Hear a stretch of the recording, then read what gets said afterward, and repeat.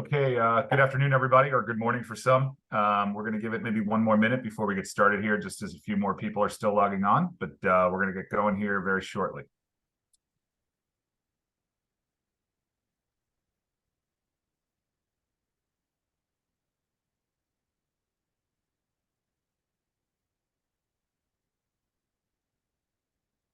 All right, I think at this point, we're going to get moving here from now. So good afternoon and thank you, everyone. Welcome to MABA's fifth and final webinar of the 2023 year.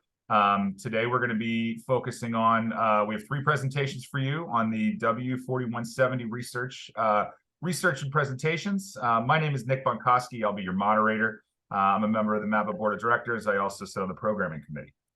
Before we begin, we are just going to have a short update from our own Malcolm Taylor, who's the head of our PFAS focus group, and he's going to give us a quick update on some information that we're working with to share with all MABA members in the biosolids community around PFAS. So, welcome, Malcolm. Please get started.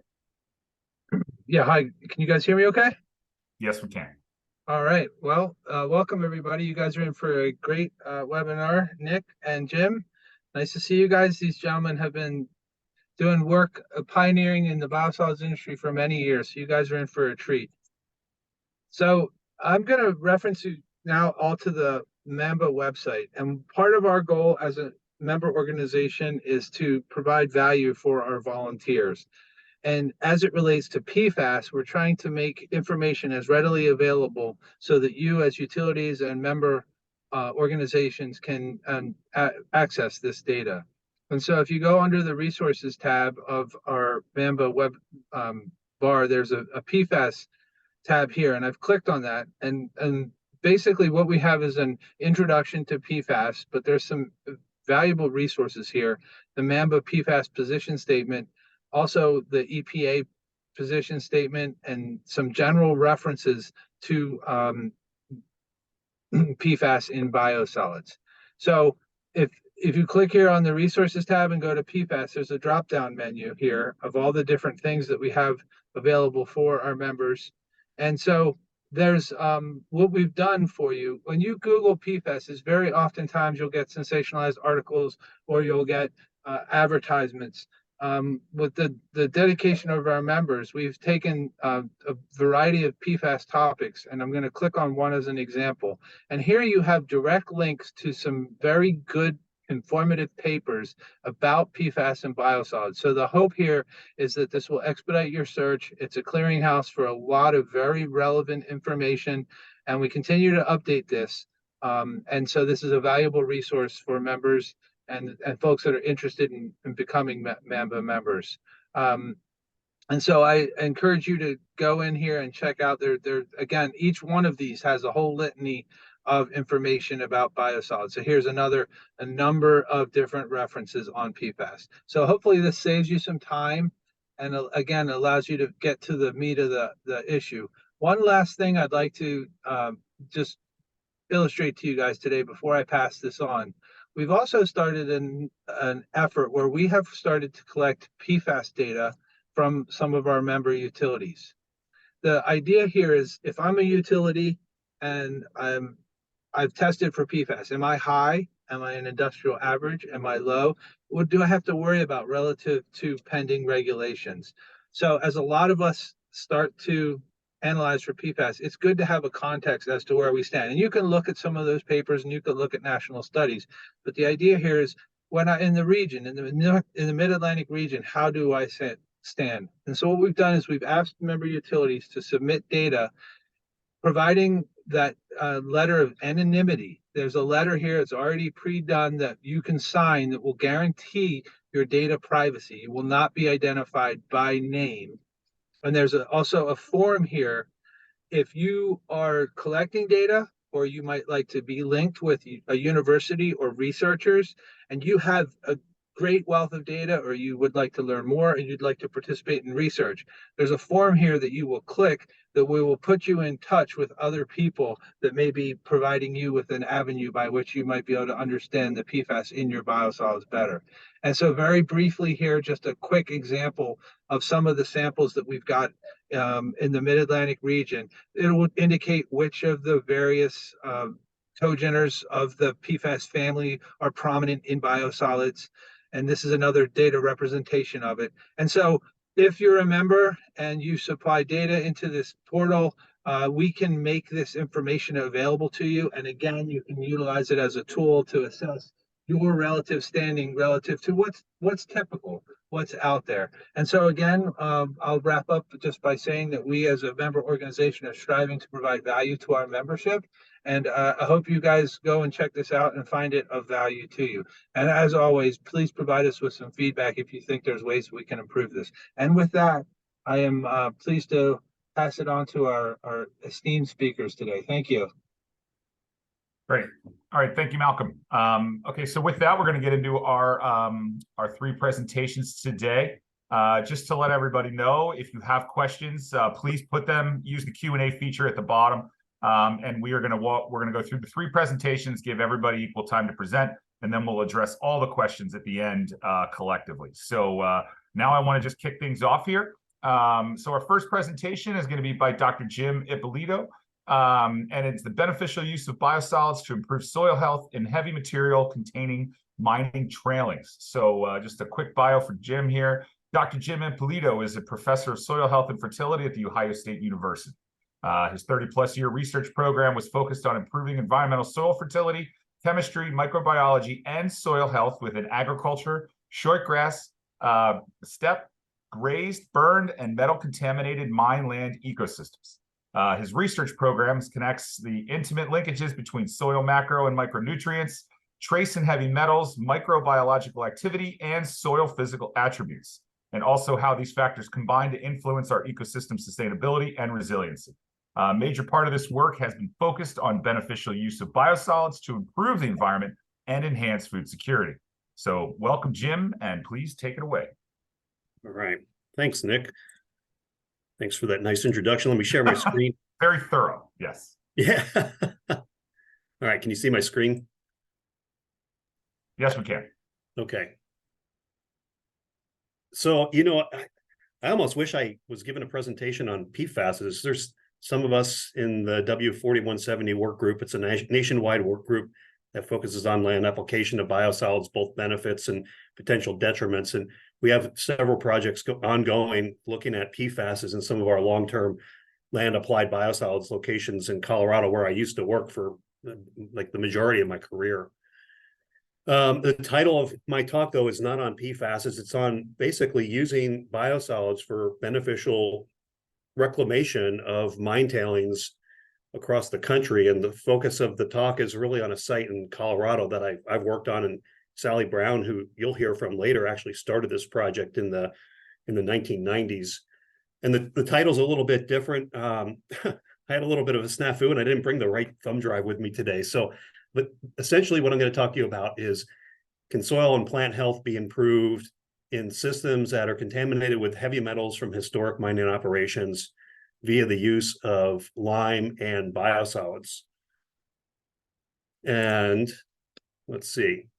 Really, the focus is on soil health. And in my realm, soil health is really a hot topic. Jim, you're not in presentation mode like we can see in your next slide, so I don't know if you're able to go into presentation mode. Does that There work? you go. Yep, that's good. Yeah, that's better. Okay, can you see my arrow? Yes. Yes. Okay, good. Yeah, I chose the wrong screen. I'm sorry about that. So the approach here is really a focus on soil health, and I've done this for a reason in my career, because I've realized over the last, well, about 10 years ago, I've realized that I was focusing on soil health. And so when I think about soil health, I think about what healthy soils can do. And so this picture that you see in front of you sort of tells you a generalization of what soil health is, or what healthy soils do. And so healthy soils resist erosion. They provide support for plants, for microorganisms, for macroinvertebrates, et cetera. They sustain life, et cetera. You know, so there's some very important features of soils that, when soils are healthy, they promote a living, thriving ecosystem to support ecosystem services. And so when I think about soil health, I oftentimes show this picture, and this is what I've worked on for my entire career, the physical, chemical, and biological attributes of soils. And in this talk, with respect to biosolids line application, and really where these three circles overlay is the target that we're looking for in research with respect to land application of biosolids. We're looking for that sweet spot where we improve physical, chemical, and biological health to the point where the agroecosystem or ecosystem we're working in is really functioning well. And so this concept of soil health, we've actually tackled this. Oh, I think this is my fourth time with a biosolids land application program. And I can tell you that the benefits are in almost all instances positive. The concept of health, though, and soil health, sometimes I have people roll their eyes at me. There's just no doubt about it. When I first started talking about soil health, I had a lot of eyes rolling at me. So this is how I approach quantifying soil health, and I put it in the context of human health. And so if you took these three individuals, these three cartoons of these people, and you asked them to run a marathon, do you think it would be good for them to go out and run 26.2 miles right off the bat? And probably not. And so you would likely say, okay, I want you to go see a doctor first.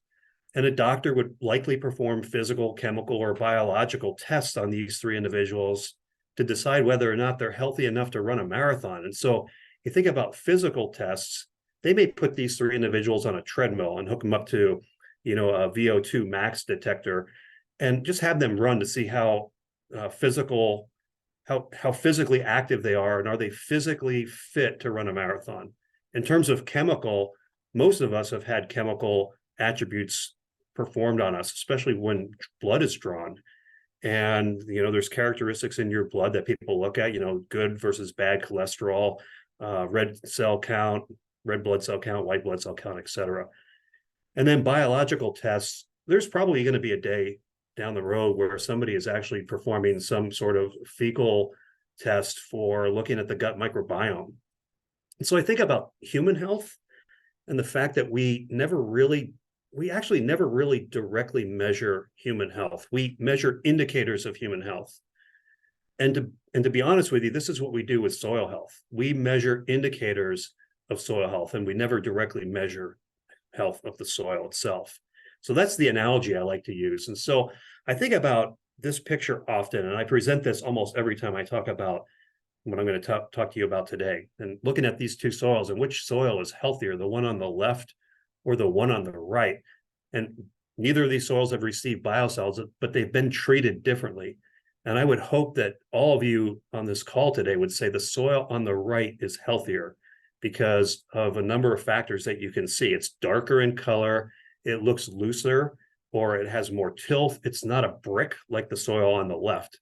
And you would be correct. And I pulled this picture from a publication where the soil on the left was essentially treated using conventional tillage practices for 10 years.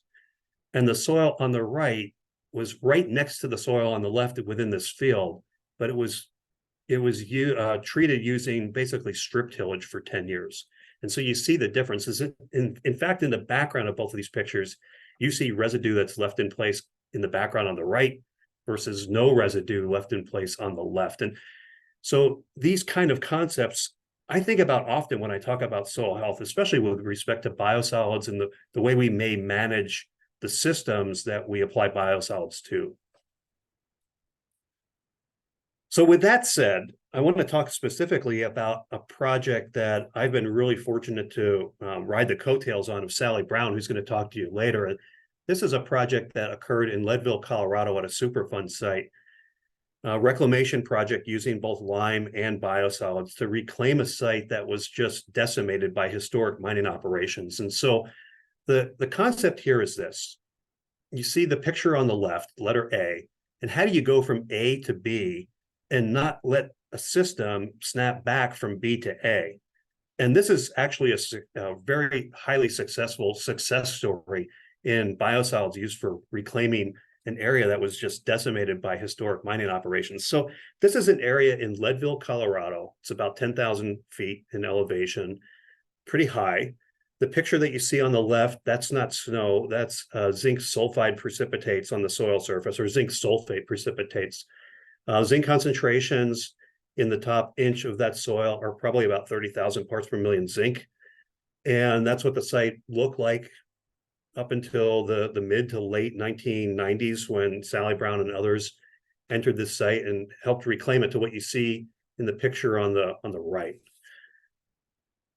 So how do you quantify success in these systems? And I'll tell you what, take a step back. I'll tell you what happened at this site in a few minutes. But to quantify success, this site looks like it's been successfully reclaimed.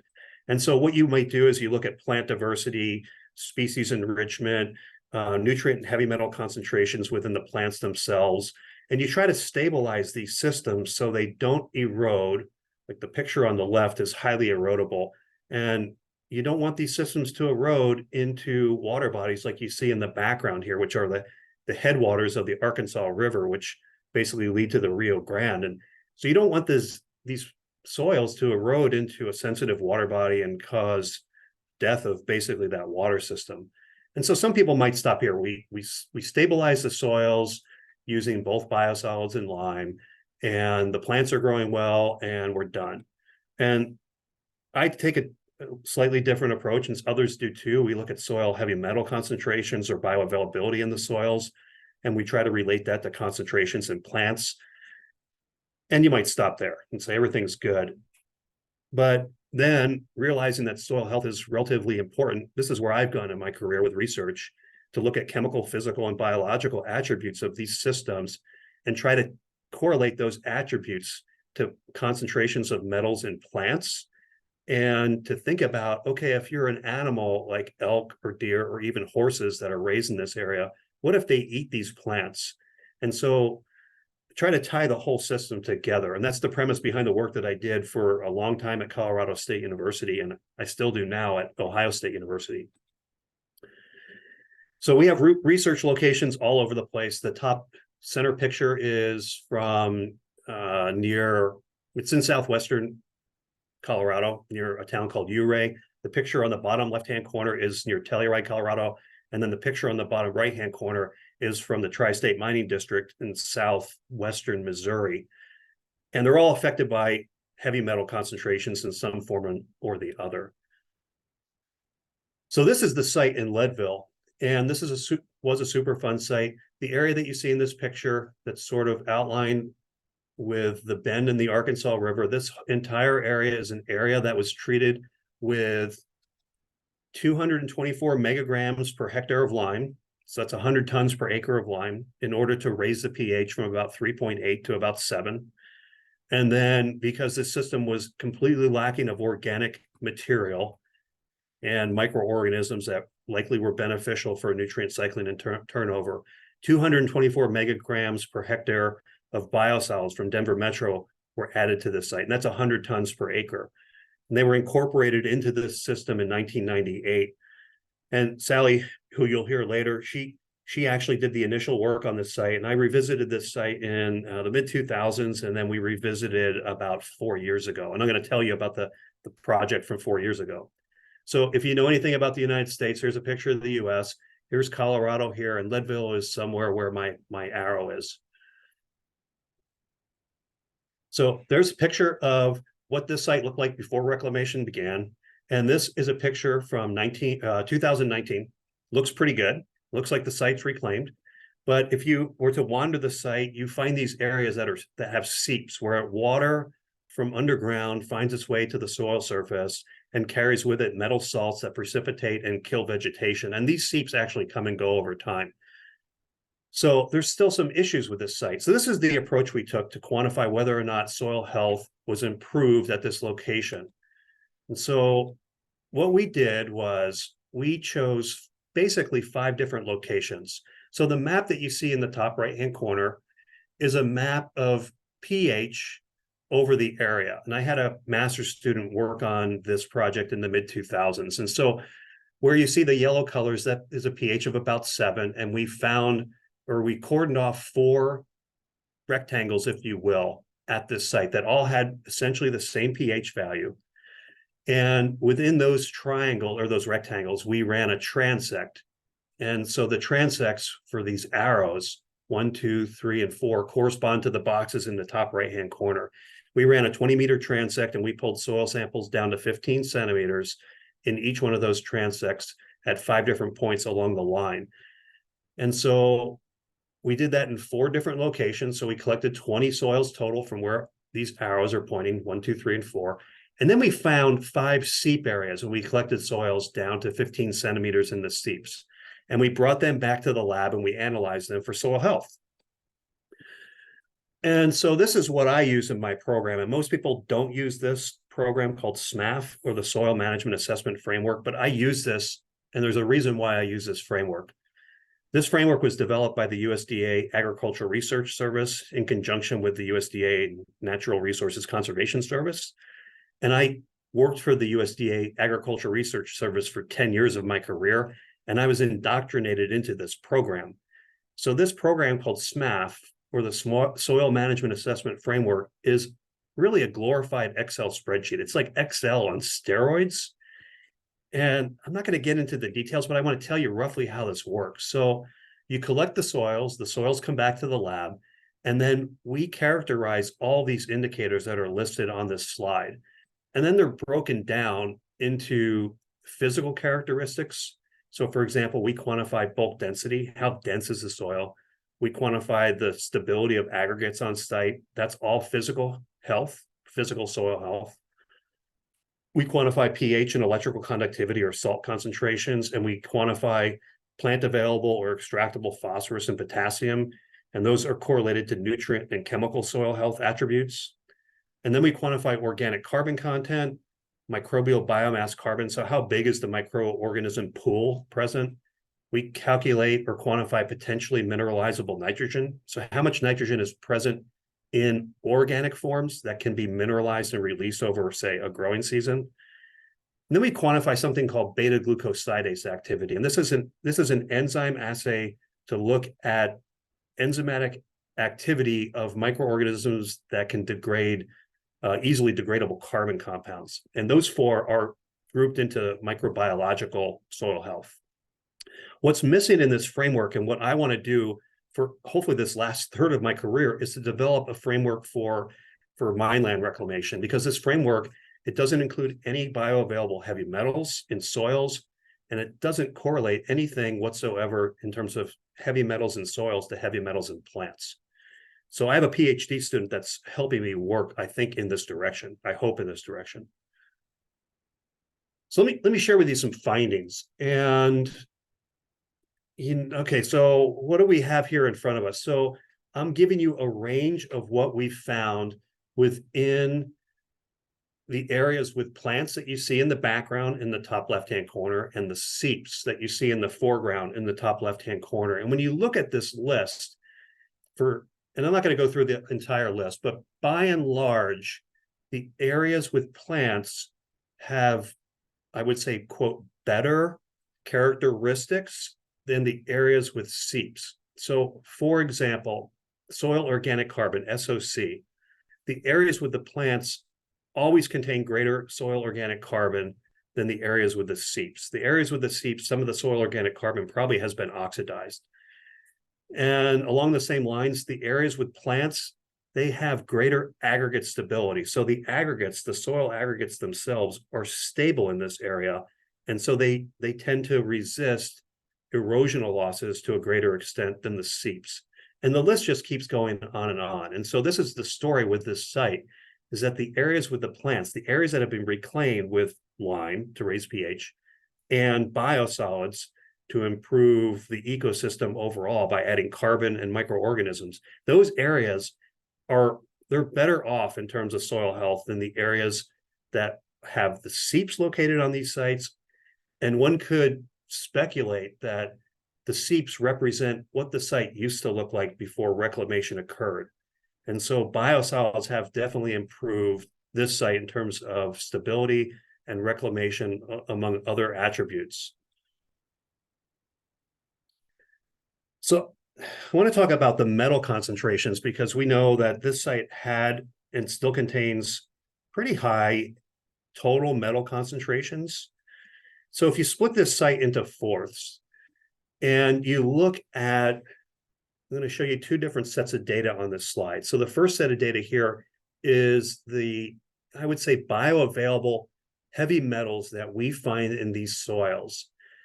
And I'll just give you the abridged version of what we find. I can tell you that the metals that we find in terms of concentrations in milligrams per kilogram or parts per million within each one of these 4 areas on site, they're relatively low, which is a good thing.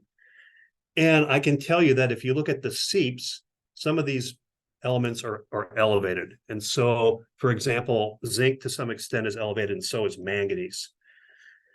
I can tell you that the concentrations are probably not quite of concern, but they may be borderline depending on what plant species we're looking at. On top of this data, I'm going to share with you this other data in green, and this is the total metal concentrations within the plants. And I can tell you that some of these plants, especially plants where we see total metal concentrations of zinc over about 100 parts per million, we probably should take note. The plants themselves didn't suffer from zinc toxicities, but that's not to say that if an animal came across this site and ate some of these plants, that they would have an issue. They likely wouldn't, because they wouldn't be browsing in only this location. But if this site was cordoned off for some reason and used for grazing of horses, for example, there might be some concern. So what I did was I color-coded this slide. It's the same data you saw on the previous slide, but now I color-coded it like a traffic light. And so green means okay or good, yellow means cautious, and red means you better stop. And so you can see in the soils, the only areas we have issues are really with the seeps in terms of metal concentrations. And the areas where we have issues with metals in plants is sort of cautious across the entire site with respect to zinc and manganese. And that's mostly for feeding of animals. And so you could color code the site that looks like this, just like a traffic light. And this picture that you see here is based on only the soil health and not the metal concentrations. And so you could tell part of a story that this site, yeah, it looks pretty good in terms of soil health. Overall, I would say, you need to be maybe somewhat cautious, but this could be misleading because there are metal concentrations in the plants across this site that you may want to draw some caution to.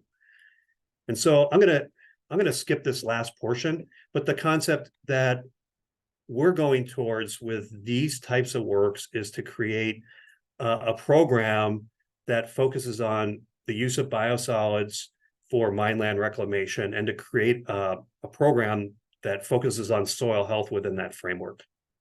Thank you. All right. Thank you, Jim. We are going to move now into, I'll come back on here and say hello to everybody. We're going to move on to our second presentation. I'm going to introduce you now to Sally Brown, and she's going to talk about steps to circularity. So Sally is a research professor at the University of Washington. Her work focuses on the benefits associated with biosolids use, and including urban agriculture and carbon accounting. She's a member of the USDA Committee on Urban and Innovative Agriculture, and she writes the monthly Biosolids Library as well, as long as a column for Biocycle. Welcome, Sally. Take it away, please. Yeah, Jim, you should talk to me afterwards about the Leadville stuff, but that's neither here nor there. I'm past biosolids and soil health. I'm past biosolids and PFAS. If you've ever worked with biosolids, you've seen that it's a fabulous amendment. And so I'm much more interested in saving the planet. And this is basically planetary health, not soil health. So when you start reading about circular nutrient economies and circular nutrient systems, a lot of the focus you see in terms of human waste is on urine diversion and on struvite precipitation. And there's been very little recognition that you can do stuff within systems that we already have and that we have operating. So what we did here in this paper, and this came out this year, was look at an inventory of residuals in Seattle, Tacoma, where we have great biosolids programs. And in Seattle, we also have an excellent food yard composting program, and did an accounting to see what we get.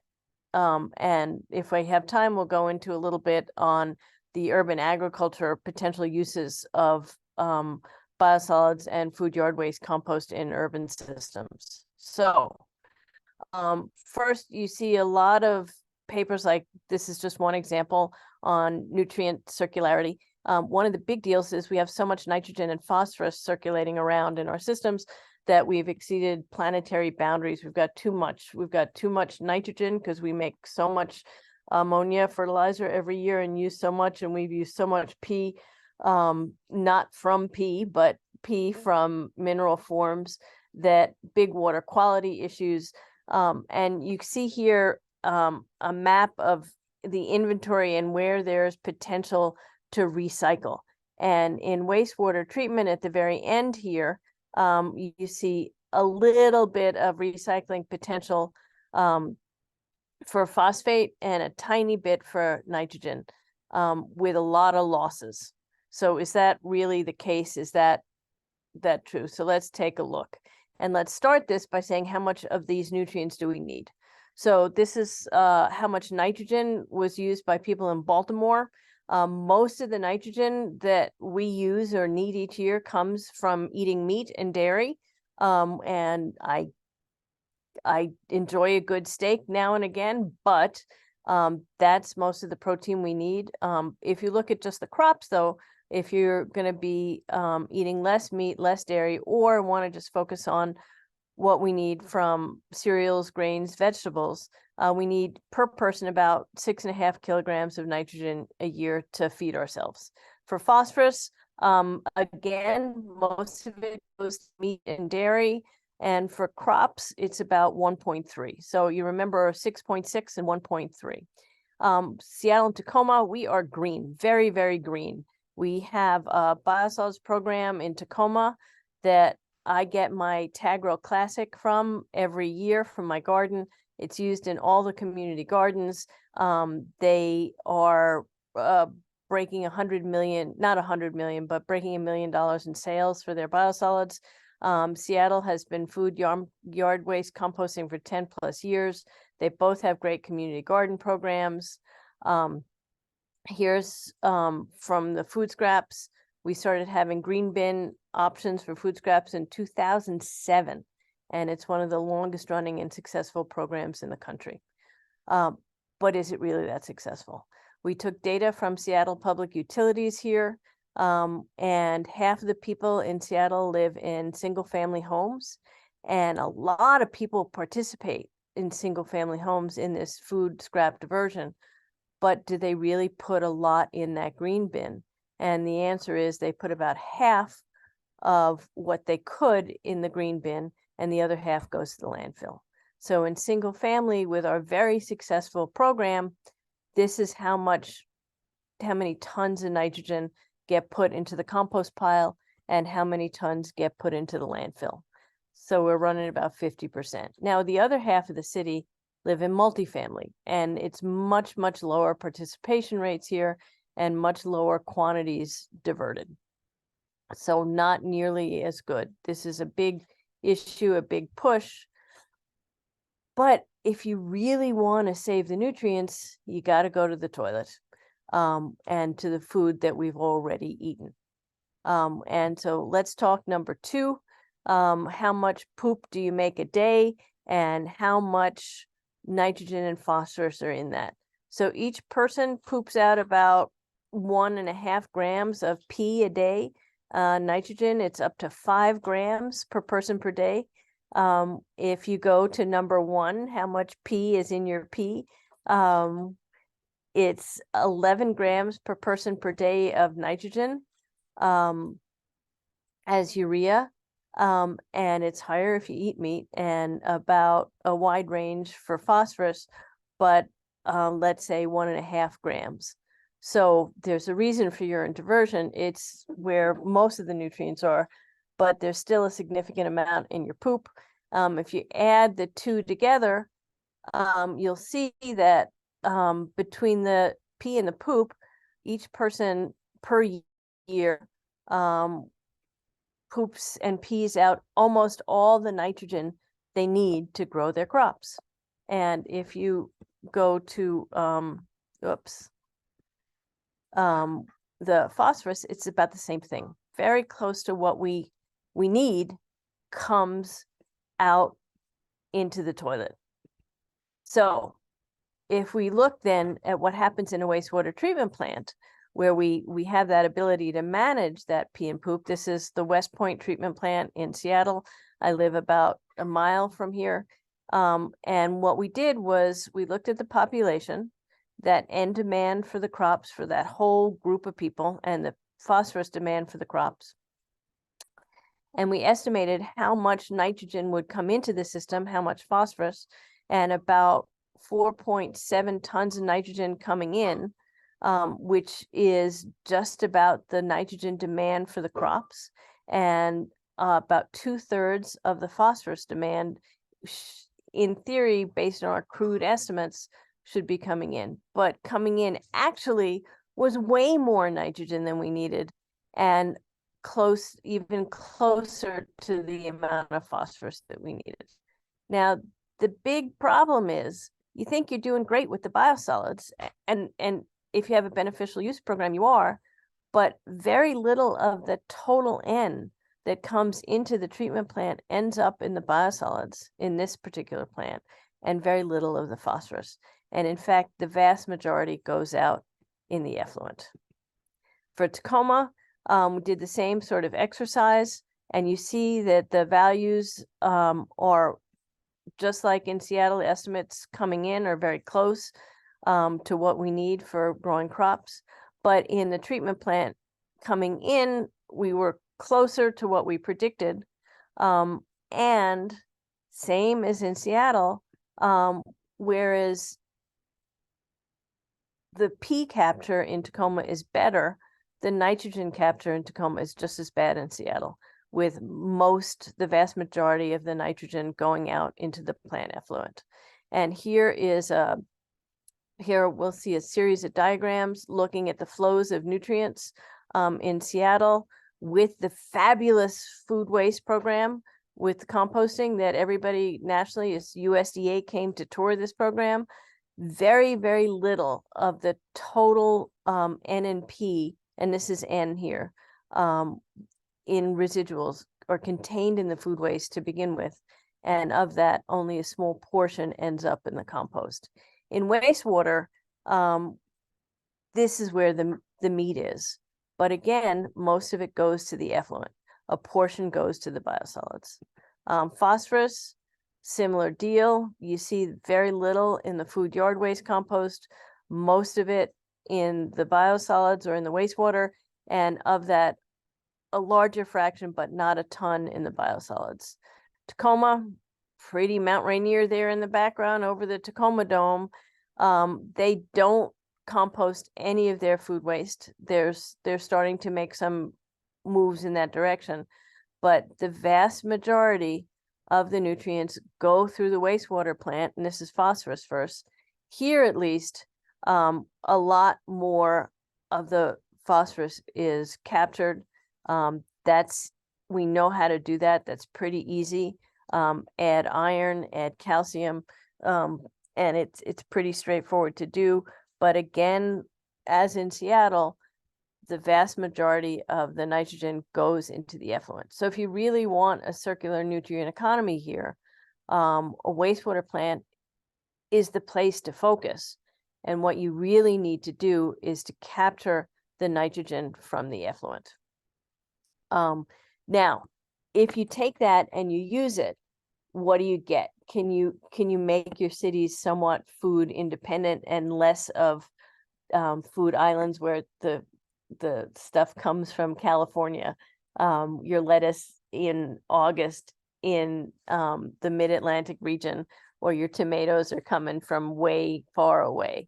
So here we looked at the different community garden systems, and I'll focus on the Harvest Pierce County system based in Tacoma, where they all get as much tag grow as they want.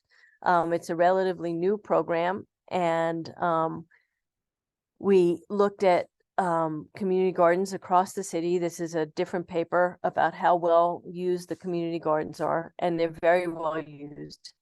And it doesn't matter what income the neighborhood has, what racial background the neighborhood has, how urban or rural the area is. What does matter is that you have nice sized plots for people to work in. People like their gardens, and it also turns out that people take advantage of the free tag row. And then we did another study where we looked at the relative yield in a disturbed urban soil. We did this particular plot was at the treatment plant, plus or minus tag row. And across a wide range of vegetables, we saw that, boy, do you get more when you use your tag row. So if you put all these together, if you put that nutrient capture, the community gardens, and then how much food you grow together, this is what you see. This is a complicated picture, but in Tacoma, what you found was with the synthetic fertilizer, where you had crap yield, each person in Tacoma from their community gardens, which were about 5 hectares across the city, I don't remember, it's probably a little less than that, each person could have a bite of kale. Whereas if you use the biosolids potting soil, everybody in Tacoma from that community garden program could have 5.5 kale Caesars each year. And we also saw differences based on the quality of the amendment. So if this is a direction you want to go, one biosolids compost that we tried had about half the yield that the tag row potting soil. So there are differences in how good your amendment can be. Another way to think about this is with the tag row, and this is just a small portion of the tag row in community gardens, which is just a small portion of the land in Tacoma, you could feed kale every day to about 3,000 residents in the city. So it's a not insignificant portion of people that can be fed just from the community gardens, just from using the biosolids. And I just missed that there. So quickly to conclude, if you really care about a circular economy, you really want to focus on capturing nitrogen from effluent. Nobody's going to do this unless they're required to legally. And I don't know that that's ever going to be an emphasis, but boy, it would be nice in this world if it was.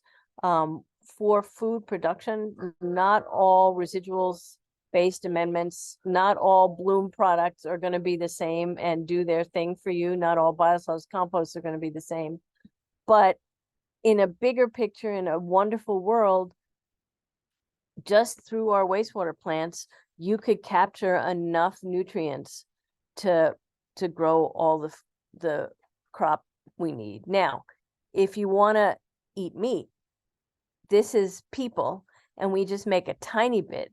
If you look at the number of cows we have, and the amount of manure they make, and how much nitrogen and phosphorus are in that, number of chickens we raise, and how much poop they make, and the number of pigs we make, you can clearly see it's very easy to feed ourselves nutrient-wise from nutrients in waste materials. And that's what I have. Okay, thank you very much, Sally. Again, if you have any questions, please post them in the chat, and we'll get to them here at the end of the next presentation. So on to our third presentation of the day. I'm going to introduce here Dr. Nick Basta from Ohio State as well. He's going to be talking about innovative soil blends for remediation of lead and protecting public health. Quick bio on Nick for everybody, but Dr. Nick Basta is a professional of soil and environmental science in the School of Environment and Natural Resources and director of the Environmental Graduate Student Program at The Ohio State University. His research program includes beneficial use of agricultural, industrial, and municipal byproducts through land application and the fate of byproducts in agronomic environmental systems. He is an internationally recognized research program focused on risk-based environmental chemistry and bioavailability of contaminants and nutrients in soil, with an emphasis on human, agronomic, and ecosystem health. Dr. Basta has a BS in chemistry from Penn State University, master's in soil sciences, and a PhD in soil chemistry with a minor in analytical chemistry from Iowa State University. So Nick, from there, please take it away. Okay, thanks for the introduction. Can you hear me okay? Yes, we can hear you just All fine. right. I brought up the wrong talk. So as much as I actually saved this talk, and now it's not coming up. So give me about 2 minutes. To figure this. I actually put it on my desktop, and for some reason, there it is. Where'd it go? Okay. Voila. All right. Okay. So everybody holding up? My classes usually don't hold up very well after an hour of talking, but you know, hopefully everybody's holding up. Sally, that was very interesting. It made me think in Belgium, you know, with the mannequin piece, right? Where for 300 years, they paid little boys to pee on their gardens, right? And there's quite a bit of nitrogen and phosphorus there. So we were sustainable in Belgium before we knew it. Anyway, as they would say, Monty Python, now for something completely different. So what I'm going to share with you now is something that you might be running into with biosolids or biosolids incinerator ash. And it has to do with remediation of lead contaminated urban soils to protect human health. Okay. So before I start that, so I was at a meeting in Germany not too long ago, and a Swedish scientist made us aware of something called the Stockholm Resilience Center, which is monitoring how is the planet doing. 9 planetary boundaries. They've identified 9 planetary boundaries. You want to be in the green software operating space. So when are we not in the green space? Well, for climate, we're not in the green space. That's why we have a problem. But we have this thing called novel entities, which is actually chemical pollution. And so here we have a case where we don't think about it, but chemical pollution of our soil and water environment is as bad as climate change. And if you look at all the contaminants, lead's the most common one we run into worldwide. It's not Hey, Nick. PFAS. Hey, Nick, can I interrupt you? Yeah. I don't think you're sharing your screen. It's not advancing. Oh, you got the wrong talk. Thanks, Jim. I was just waiting to tell him that as well. I Okay, think how you're about still that? showing the same All right. screen. There it is. I got the right talk now. Okay. Can you go into presentation or go into presentation mode Yes, there I as well? can. for There PowerPoint? you go. All right. Okay, so this was the Thank you. Stockholm, resilience. And you can see these are 9 planetary boundaries. The green is where you want to be. And we're only in the green for 3 things. Everything else we've exceeded. And the one I thought was interesting is this novel entities is the chemical pollution of our soil and water. Okay. And so,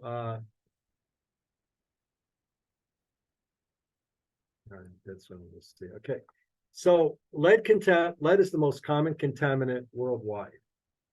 And then you couple that with this thing where, you know, we've deindustrialized a lot of cities, especially the old industrial cities along the Great Lakes and other parts of the countries. So Cleveland, Toledo, Detroit, Buffalo, etc. Right? Pittsburgh, Baltimore, I can go on and on. In Cleveland, this is what it looks like. A lot of vacant land, 18,000 properties. Well, they knocked down old houses that have been abandoned, and then you're left with this land that you can't even tell there were houses there. But the soil has a memory. If it's contaminated with lead from lead paint, lead gas, or industry lead, like smelters, the lead and the other contaminants are still in the soil. Okay, so urban soils can contain lead, possibly arsenic, when we used to use arsenic for pesticide, for both insect and plant killer. We don't talk about it much, but there's some, if you've had soot, and we've all had soot in our cities, you may have some benzoate pyrene in the soil, which is a very potent carcinogen. And we don't measure it. often, right? But it could be there. So to give you an example, here's 2 lots, former community garden in Cleveland. This was actually Asian community garden, and they were growing things for their restaurant until they found they had 910 part per million of soil lead. Or then they stopped using it. Or here's another lot that was being considered. We went in, looked at it. We're averaging 807 part per million of lead. This is too much lead. Anything above 400 is too much to be doing something as far as residential or food production. Okay, so what's going on in Cleveland? Well, what's going on in Cleveland is, if you look at the excessive blood lead, which used to be defined as greater than 5 microgram per deciliter, it's now greater than 3.5 microgram per deciliter. You'll see that Cuyahoga County, which Cleveland is in, 13% excessive blood lead. In Cleveland, its city itself, 17%. These are very high numbers. Most cities are down to 1%, 2%, 3% at most. So Cleveland is now the second highest blood lead in the country. So it's a big issue. The US is low in blood lead compared to the rest of the world. So this map actually shows across the rest of the world, there's a lot of blood lead poisoning still going on. A lot of that is due from indoor house dust from lead paint. But even after they remove the homes, they find persistent blood lead levels, which shows it must be coming from the environment or the water. If it's coming from the soil environment in a form of dust, the risk driver is ingesting that dust. It's not eating garden vegetables. Very tiny amounts of lead get into garden vegetables. So, but if you got any dust on those vegetables and you consume it, that's a major source. I was on a call the other day on a PFAS call with the WEF, believe it or not, and they said, we don't eat dirt. And I said, yeah, we all eat dirt, all of us. So not much, 100 to 200 milligram a day as dust. So next time you're in your house and you notice there's dust on the furniture, know that you've eaten some of that. If it's from outside and it's 900 part per million lead, you've gotten some lead exposure, especially for a child, because children, as we're seeing in the picture, they eat a little more than we do. They're closer to the floor as toddlers, and they mouth everything, okay? So they get a little more than 100 to 250 milligram a day. Howard Milkey, who's one of the experts in public health on this, has shown it from Tulane University, published some work in 2019, because we've always been told there's no connection between soil lead and blood lead. Well, there is now. In 2019, I think he made a very good case in New Orleans that there is a linkage. So if your soil lead is high, you're going to continue to have elevated blood lead. Okay, how do we fix it? Well, this is how we fix these problems. We go in, we dig everything up, and we take the soil and throw it in a landfill, and then we bring in so-called borrowed soil, which we hope is less contaminated. And it's very destructive and very expensive, and not just ecologically destructive, but people don't like having their trees and their shrubs and their pipes broken and everything else. It costs a lot of money to do this. It's estimated to be $1 to $2 million an acre for excavation and replacement. So what that means is, we got 18,000 properties right now in Cleveland. There's not enough money to dig everything up and bury and bring in soil. So who gets the money when it comes in from HUD? Well, it doesn't get to the poorest neighborhoods. It actually gets to the more gentrified areas first. So there's a environmental justice issue here. In short, the remediation doesn't get done. And so even though we ban lead pipe, paint, and lead and gas, and we don't have smelters for decades now, we still have blood lead. There's another barrier here. The current risk assessment paradigm is site-specific. EPA is site-specific. You go in, you measure the lead content in the soils like we did here with a map. XRF, you measure across the site. You find the hot spots, and then you determine what the risk is. And you could even do adjust for bioavailability. We actually published some of that work. I love this approach. The regulators don't like it. even though they accept it, they don't like it because they don't want us testing everywhere all the time. And in fact, we can't measure a lot of these properties because they're private or they're owned by the city and they don't want to know how much lead they have. So we can't go in and make maps like this everywhere. We can't go find the lead. We can't do a risk assessment. Okay, so that's one barrier. Another barrier, well, another thing is, as you heard Jim, we've all played with mining waste. I was in Tar Creek years ago. I love it. Works. Biosolids. Sally will tell you she's remediated her with Rufus and Jim Ryan, lots of sites. It works. It's called bioavailability-based soil remediation by soil amendment. There's a whole variety of amendments you can use, and these amendments will reduce the contaminant transmission and risk by reacting with these metals and tying them up in the soil. There's an issue. They don't work all the time. They're inconsistent, and probably the worst one is phosphorus treatment. Phosphorus treatment of these soils, we did a meta-analysis and found that generally about 20% of the time it was actually reducing bioavailability. The rest of the time the phosphorus wasn't doing anything. And it was actually worse in urban soils. So the soils I wanted to use the phosphorus in to remediate lead, the phosphorus wasn't working. Okay, so that's all the barriers. Now here's another one you got to think about. Regardless of what your treatment is, do people want it? Does the community accept it? And so what do the people want? Well, they want a better living environment. They want nice quality topsoil, they want thick vegetation, and they want to know it's clean, a clean environment. So we don't think about that a lot. We go in there and say, let's treat it with phosphate and there, you're fixed. And people are like, yeah, I don't know, you scientists, and I don't know if I believe and it's fixed, but you haven't done much to improve it. Take a nice topsoil in there and it becomes lush and you tell them it's clean, they accept that. So that brought the idea of us trying something new, calling it reactive topsoil as a management solution, okay? So what you do is you take your lead contaminated soil, which is usually only the top 2 inches, and you add this so-called reactive topsoil. We make a topsoil blend in with the top 2 to 4 inches, and then you put a cap on top of maybe 4 to 6 inches. When you do that, the soil amendments or the reactive topsoil reduces the lead bioavailability, and then it also covers the soil to protect you from anything else that might be in there.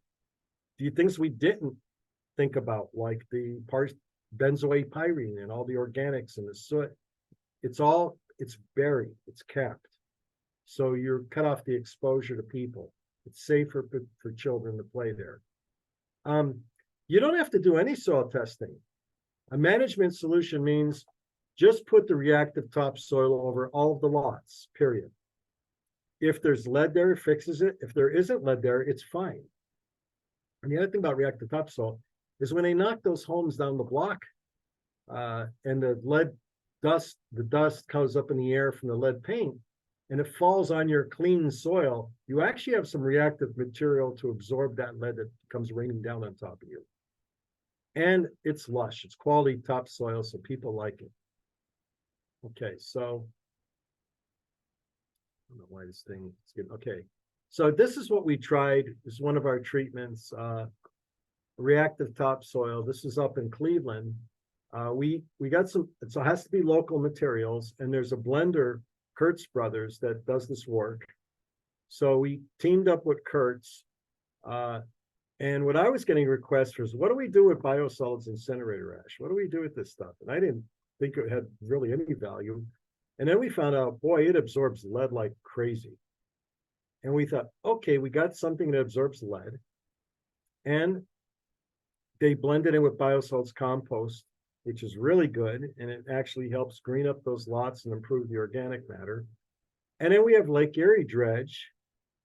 And we have yard waste compost. So there's a staging area where the dredge is. All the dredge now has to be recycled from Lake Erie. So Kurtz is redoing that. So they take the dredge, mix with the compost, yard waste, and biosolids incinerator ash, and they got a nice topsoil. So what's the, I'm looking at the percentages here. This is percent IVBA. So this is reduction of the lead if it's ingested. And you can see the controls running about 55% of the lead will ingest if it gets dissolved in your stomach and go into your blood. We were able to reduce that in about half, about 50% reduction from our blend. So that means if you take the blend and mix it with the soil, you'll get a 50% reduction in lead. If you cap it, you get 100% reduction because you're not exposed. So you get some insurance with the cap. We looked at absorption. By the way, the biosolids compost was as good as the biosolid incinerator ash. They both absorbed all the lead that we had from spiking studies. Nothing comes out with weak salt extractant. And this is stomach juice. And stomach juice, 35% comes off and is dissolved. The compost even does better. It's 23%. So if you don't have ash, just step up the compost. Use biosolids compost.